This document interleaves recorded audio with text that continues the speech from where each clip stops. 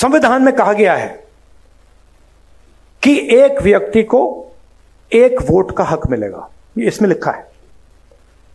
और हिंदुस्तान का हर व्यक्ति एक जैसा है, कोई बड़ा नहीं है, कोई छोटा नहीं है, सबको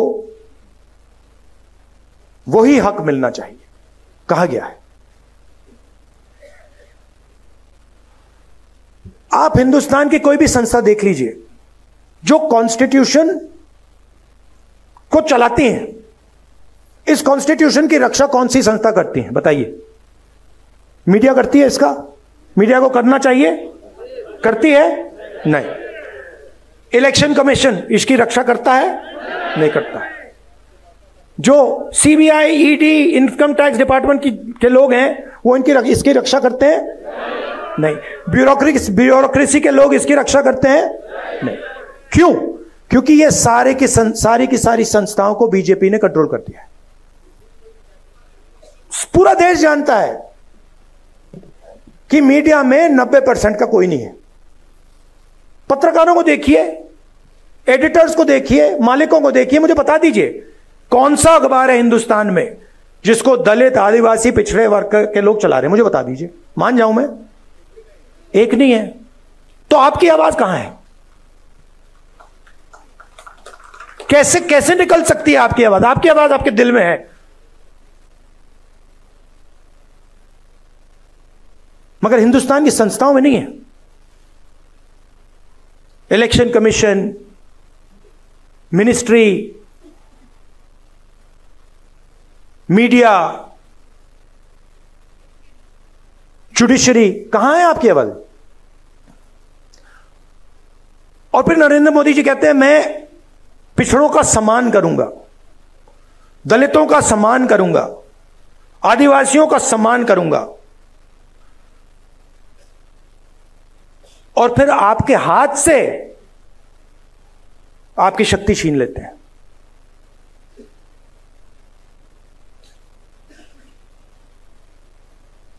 सम्मान आपको देते हैं और पावर आपसे छीनते हैं। सम्मान आपको देते हैं और आपको हिंदुस्तान की संस्थाओं से बाहर निकाल देते हैं। सम्मान आपको देते हैं और फिर इसको खोखला करने की कोशिश करते हैं। मुझे बहुत अच्छा लगा इस चुनाव में हमने सिर्फ एक काम किया, हमने ये दिखाना शुरू कर दिया। बहुत गहरी बात है ये। हमने सिर्फ ये दिखा के कहा कि भैया हम इसकी रक्षा करेंगे, आप इसको छुओ फिर देखो क्या होता है।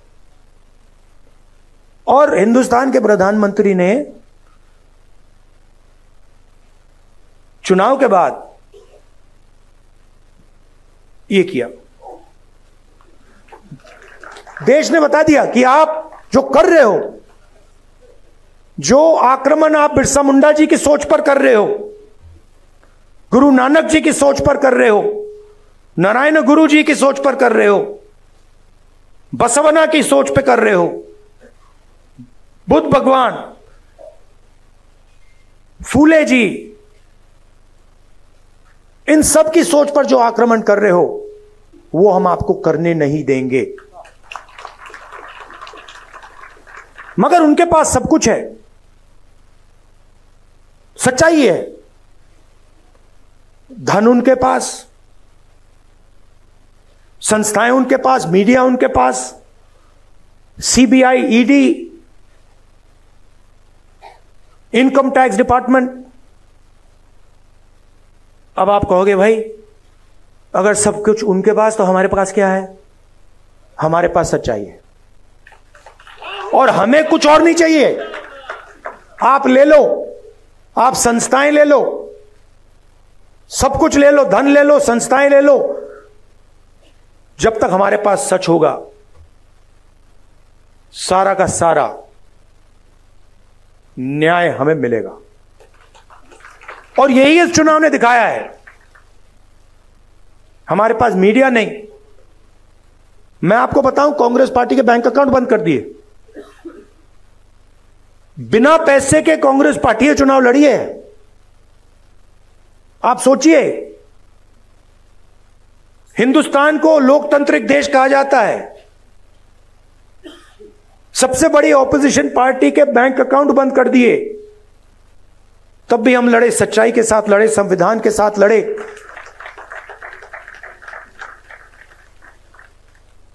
और आजकल मोदी जी मुस्कुराते नहीं हैं। बंद हो गया, परमानेंटली बंद हो गया, भूल गए। तो अब मैंने आपसे यह कहा कि भाई लड़ाई हो रही है, युद्ध हो रहा है, दो विचारधाराओं के बीच युद्ध हो रहा है। अब यह भी बताना पड़ेगा रास्ता क्या है।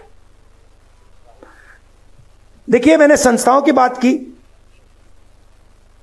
थोड़ा सा मैं आपको 2-3 आंकड़े देना चाहता हूं। जीएसटी इस देश में कौन देता है?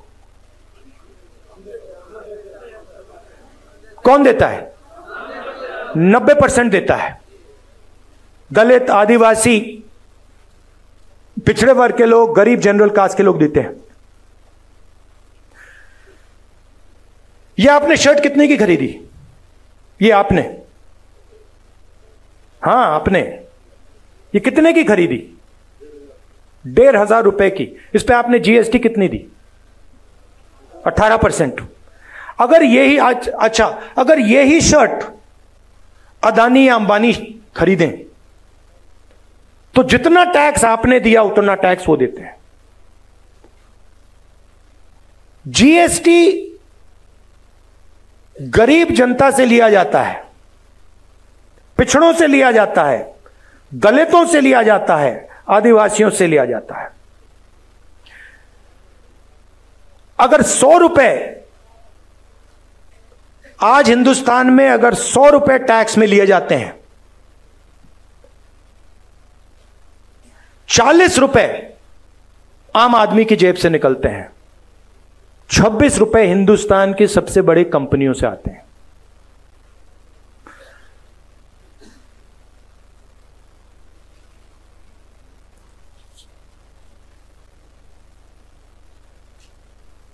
सबसे गरीब लोग 50%, सबसे गरीब लोग 60% से ज्यादा जीएसटी देते हैं। सबसे अमीर 10% लोग जीएसटी का 3% देते हैं। सबसे अमीर लोग 3% और सबसे गरीब लोग 2/3। सबसे अमीर 1% के पास हिंदुस्तान का 40% धन है। ये जो आपको दिखते हैं 25-30 अरबपति, इनके पास हिंदुस्तान का 40% धन है।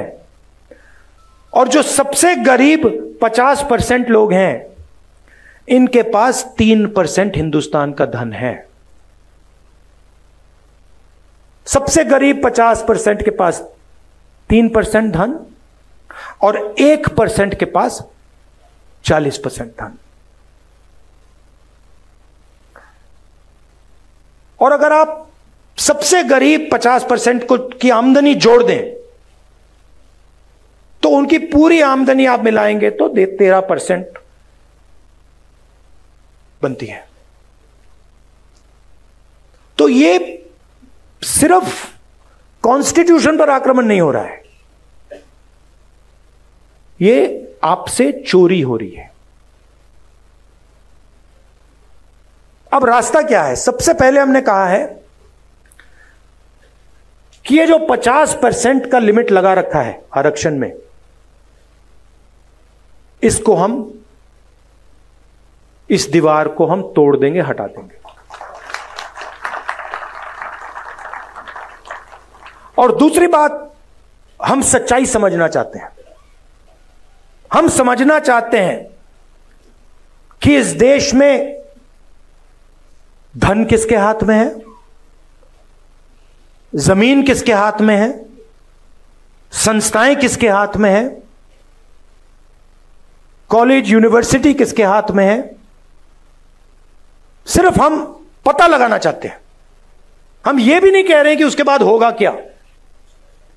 जैसे किसी को चोट लगती है, आपको कभी चोट लगी है?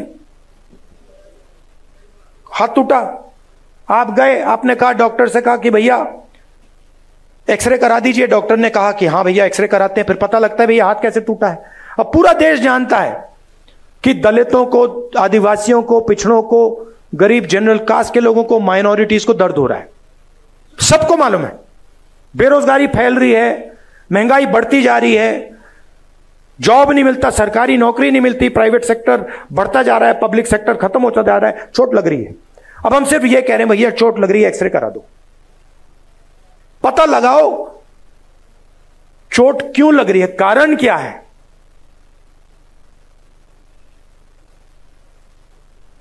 सामाजिक एक्सरे का माध्यम जाति जनगणना है।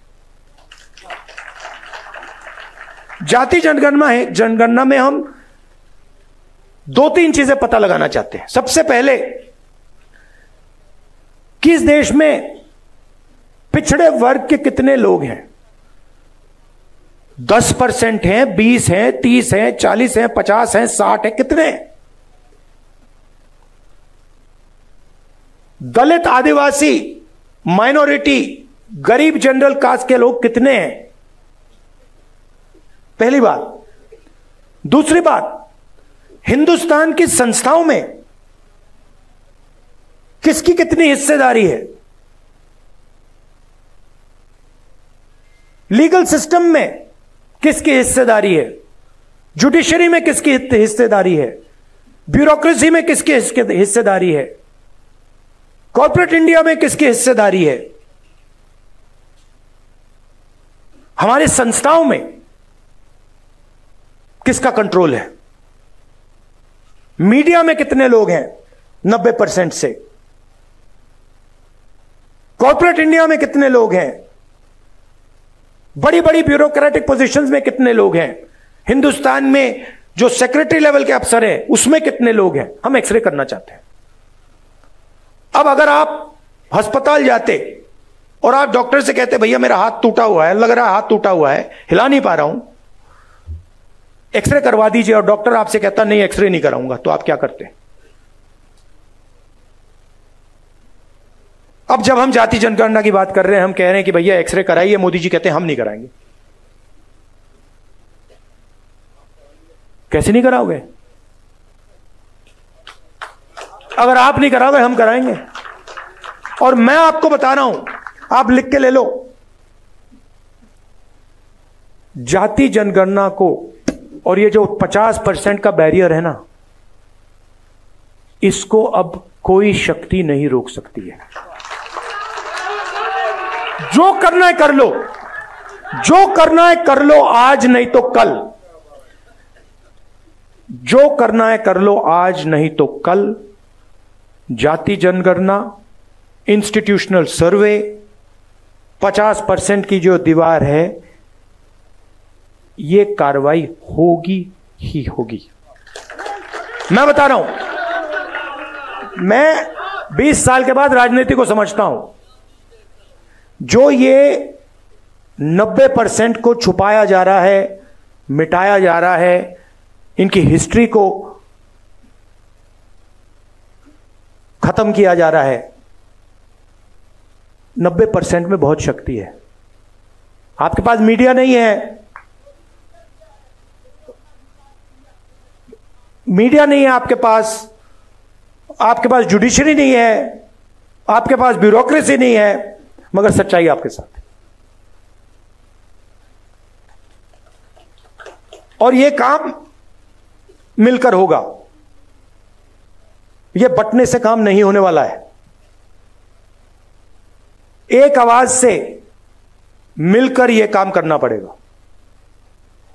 और यह काम मैं आपके साथ करने वाला हूं। यह मैं आपसे कहना था, मैं आपसे यह कहना चाहता था, सबसे जरूरी चीज, चाहे जाति जनगणना हो, चाहे 50% का बैरियर हो, सबसे जरूरी चीज इसको बचाने का है।